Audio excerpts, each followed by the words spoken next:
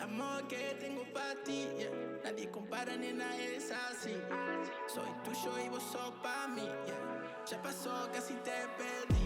No quiero perderte, yeah. No quiero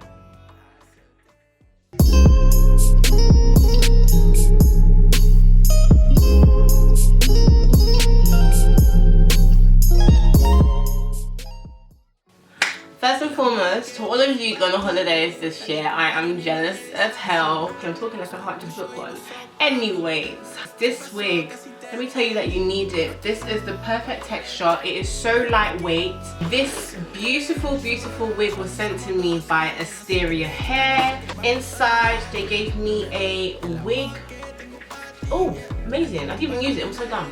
So they gave me this edge melt band. I don't know why I didn't use it because this is exactly what I need.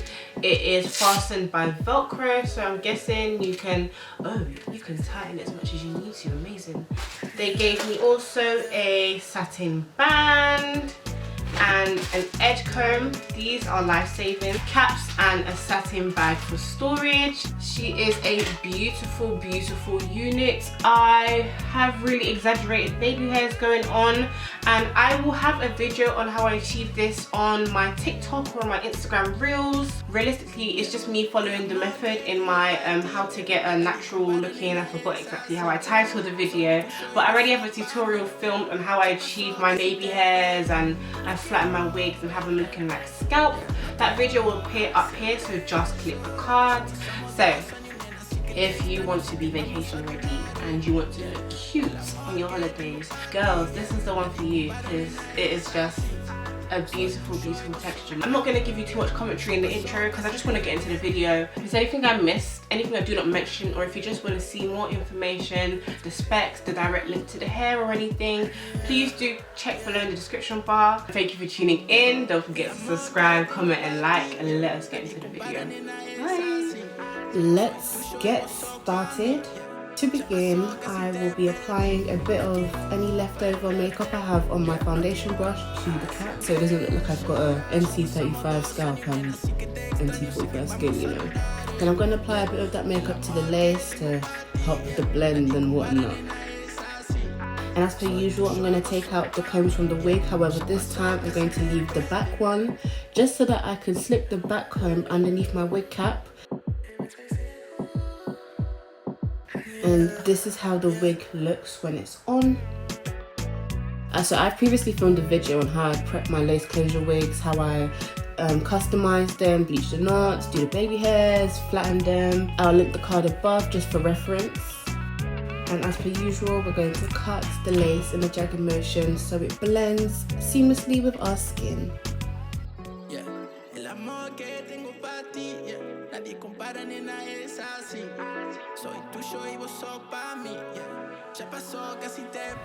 Just to further make sure that the baby hairs are in the right shape and they look as good as they should, I'm going to go in with my Kaposi pencil straightener from Amazon. I will include all the links of everything I've used below in the description bar.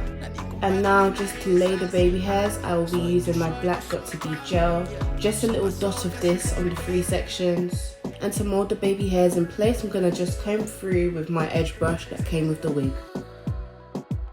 So you're going to have to go back and forth with this a bit. Like, I'm jealous of people that can get it done and perfect in one take, but I'm not a pro.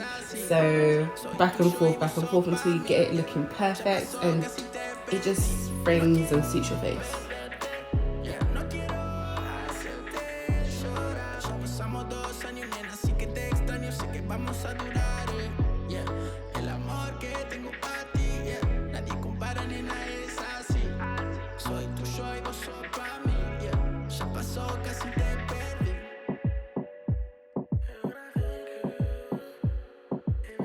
I'm going to tie down the hairline area of the wig with a bit of elastic just to flatten things in place while I work on the back.